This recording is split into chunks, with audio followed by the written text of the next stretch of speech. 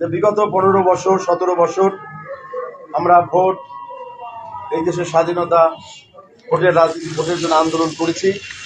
প্রত্যেকটা মানুষ নির্মমভাবে নির্যাতিত, নিপীড়িত হয়েছে।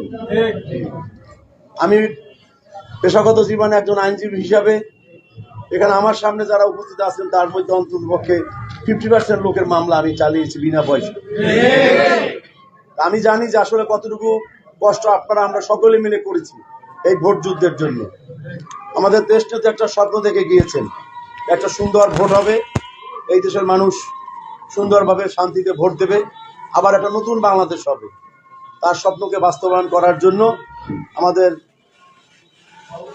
সম্মানিত চেয়ারম্যান মহোদয় যে নির্দেশনা দিয়েছেন, ইতিমধ্যে আমরা পটুয়াখালী গলাচিপা উপজেলা বিএনপির সম্মানিত সভাপতি বীর মুক্তিযোদ্ধা জনাব সিদ্দিকুর রহমান এবং সম্মানিত সাধারণ সম্পাদক বীর মুক্তিযোদ্ধা আব্দুল সত্তার হাওলাদার সহ উপজেলা বিএনপির সম্মানিত নেতৃবৃন্দ এবং সকল অঙ্গ এবং সহযোগী সংগঠনের নেতৃবৃন্দের সাথে আমাদের প্রধান অতিথির উপস্থিতিতে আমরা দীর্ঘক্ষণ আলোচনা করেছি।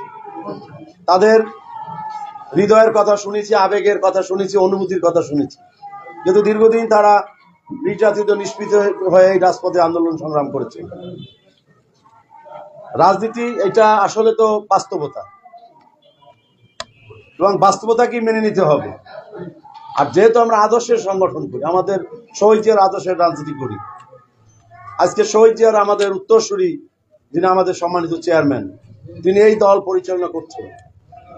আমরা আদর্শ এবং নির্দেশ দলের, এটা দল করতে গেলে আমাদের মানতে হবে, আমাদের প্রতিপালন করতে হবে, এটাই বাস্তবতা। এটা আমাদের তাদের সাথে আমাদের কথা হয়েছে, দীর্ঘক্ষণ কথা হয়েছে।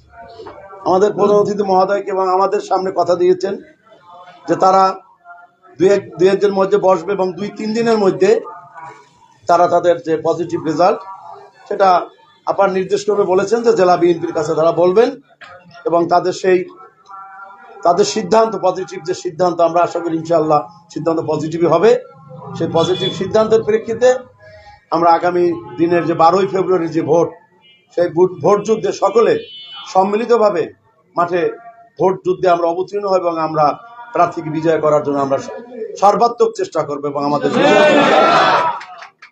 এই কথা আমরা সেখানে বলে এসেছি। আমরা বলে এসেছি যে সংগঠনের গতিতে চলবে।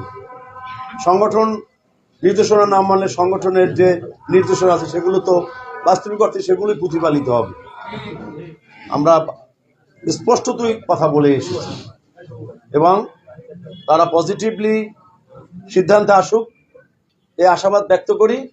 আমরা যেন আমাদের কোনো কথা দ্বারা, আমাদের কোনো কাজ দ্বারা একটা পজিটিভকে যেন আমরা কেউ নেগেটিভ না করি, এইটা আপনাদের প্রতি আমাদের স্বনির্বদ্ধ অনুরোধ।